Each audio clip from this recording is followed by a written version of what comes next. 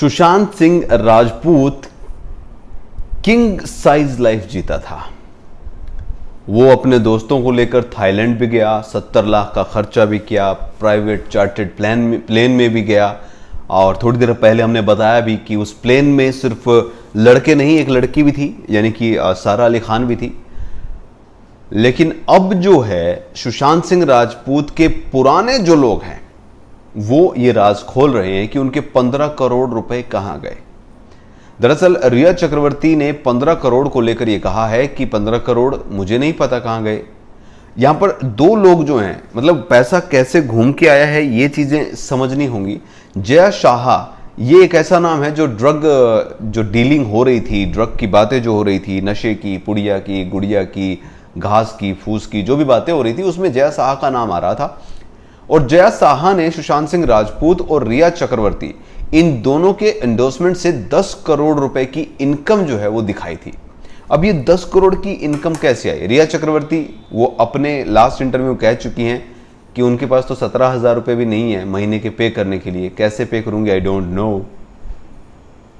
तो फिर इसके मतलब ये कि एंडोर्समेंट उनके पास तो थी ही नहीं। अब रही सुशांत सिंह राजपूत की बात, तो सुशांत के पास भी 10 करोड़ रुपए कमीशन किसी को मिल जाए, इतने बड़े ऐड तो नहीं थे।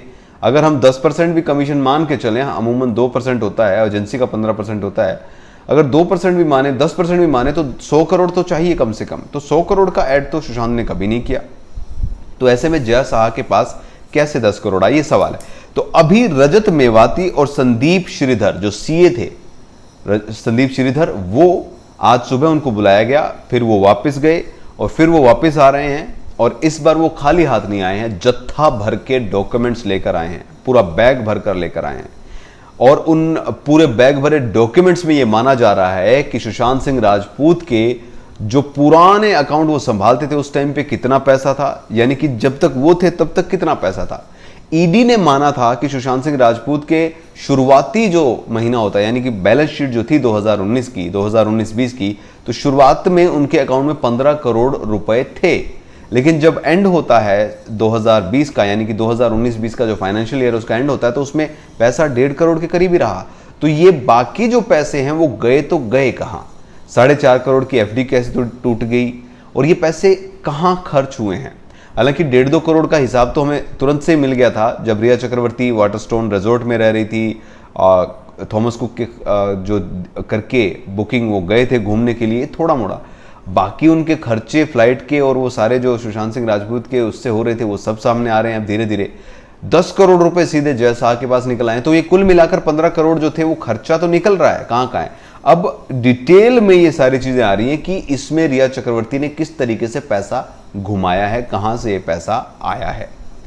रजत मेवाती को बुलाया गया है क्योंकि रजत मेवाती उस समय साथ थे जब सुशांत सिंह राजपूत को बीमार नहीं घोषित किया गया था।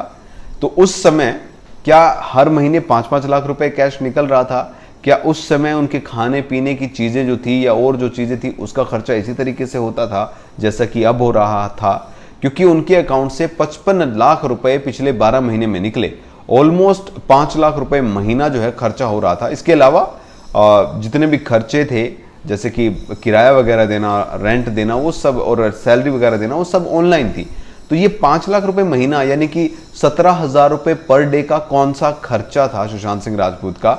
और क्या ये खर्चा इससे पहले भी था, यानी कि साल 2019 में जो ये नया स्टाफ है इसके आने से पहले भी ये खर्चा था?